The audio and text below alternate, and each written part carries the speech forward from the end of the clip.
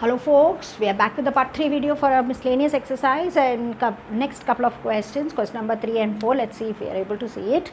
In the question number 3, what do they say? They ask us to write the statement is given in any form, in some other form, and then we have to write it in if then form. So that gives a clear understanding as to how all this time we were converting an if then into different forms. Given in different forms, whether we know to convert it into if then form. That's what the question says. Quite technical actually. So let's see now how much we are able to do it. Let's take the first part. It says that it is necessary to have a password to log on to the server. Now one thing that we must understand, in proper technical way, P is sufficient for Q. That's the usage. P is sufficient for Q when sufficiency comes, and Q is necessary for P. That's how the actual, or it is necessary, Q is necessary for P. I mean, that's how the necessary comes. In necessary, whenever you take it in proper order, then Q will come first, P will come later. That's the necessary statement. But sometimes what happens is, the problem with the sufficient and necessary condition is there are certain words. If you use those words, the order will change. For example, I had told you that if you can use words like for, when, to, such words will reverse the order. Then the order doesn't remain the same.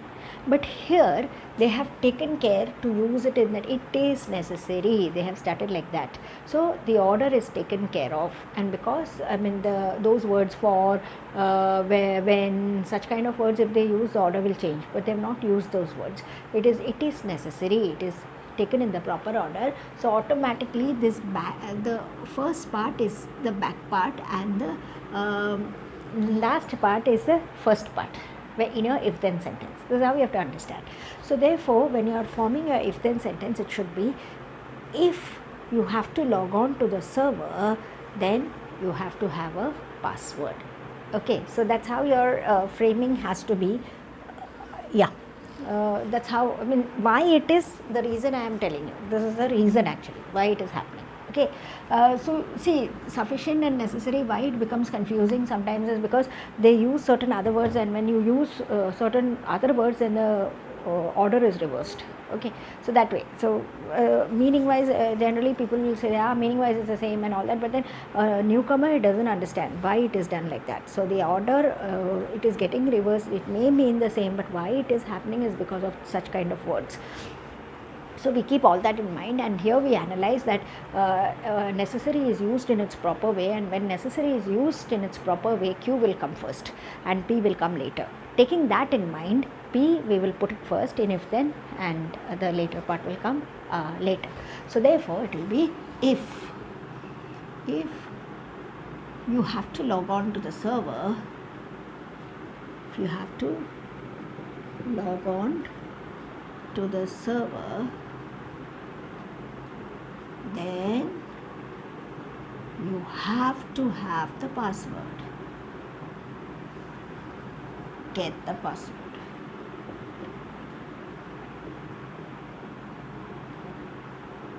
Right. So that's about that statement. Now whenever in the previous itself we saw, whenever is a reversed order, right? So whatever comes last will come first, and that way. So there is a traffic jam whenever it rains. If it rains, there is a traffic jam, right? It's only that much. If it rains, there is a traffic jam. Why? Because whenever reverses the order. Okay. Then you can access the website only if always keeps up the order. We know only if and implies will always keep up the order, and sufficient also, but sufficient there is a problem, as I said. So you can access the website only if you have if you pay a subscription fee. So if you access the website, then you have to pay a subscription fee. So if you want access to the website, then you have to pay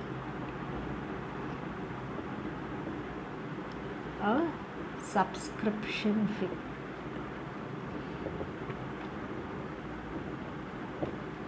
That's it. right? That's our if-then statements from the given statement. Now, question number 4 is, I should say it's easy. Why? Because they ask us to write it in if and only if. So this I've written, this is the short form, if and only if. In maths we write it if, IFF, that is if and only if. So you have to write it in if and only if form. So let's check how the statements are given. If you watch television, then your mind is free, and just the opposite of that. If your mind is free, then you watch the television. So a bunch of statements, 2 statements are given to you, a compound statement which is made up of the statement and its converse. So if the thing is given like that, we can club it together by using the word if and only if, and then both these compound statements are taken care of. So what will happen, if you watch television, you watch television if and only if your mind is free, will take care of everything. Is that okay? So we will write, you watch television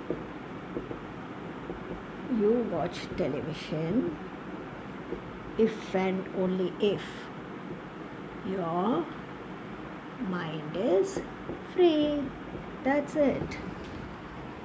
Those 2 parts we join it by if and only. For you to get an A grade, it is necessary and sufficient that you do all the homework regularly. So this necessary and sufficient is another if and only if.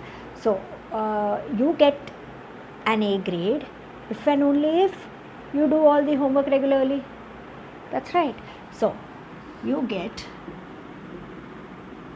an A grade. Necessary, sufficient is like this way, that way, both converse.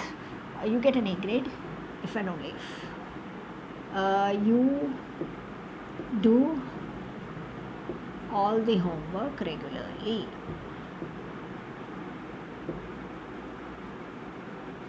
Yes, that's about it. Last part. If a quadrilateral is equiangular, then it is a rectangle. And if a quadrilateral is a rectangle, then it is equiangular. Yeah, just like the first part, both ways. You have the normal way also, you have the converse also. So we can club it together with an if and only if. If a quadrilateral is equiangular, if and only if it's a rectangle. So